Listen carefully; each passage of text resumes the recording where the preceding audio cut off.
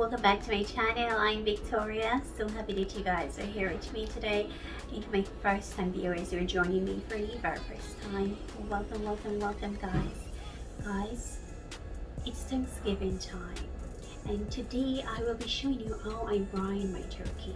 I take brining my turkey very seriously, okay, because I like tasting a juicy, moist, tasty, soft turkey. There's two ways of brining your turkey. There's the wet brine and the dry brine. Today I will be doing the wet brine. So now that my water already boiled, I'm gonna go ahead and take all my fruits and my seasoning and put in. I have here rosemary, I have thyme and sage, and also I have my bay leaf. Oh, this smells so good inside here. I have my lemon, and at the start, this is my sugar. It's gonna give that brownness to the turkey when it bakes. And these are my allspice. So these are all everything. This is salt. Don't worry about the salt, that is too much. It's perfect amount. And my garlic. So now let me go ahead and put everything in my pot now.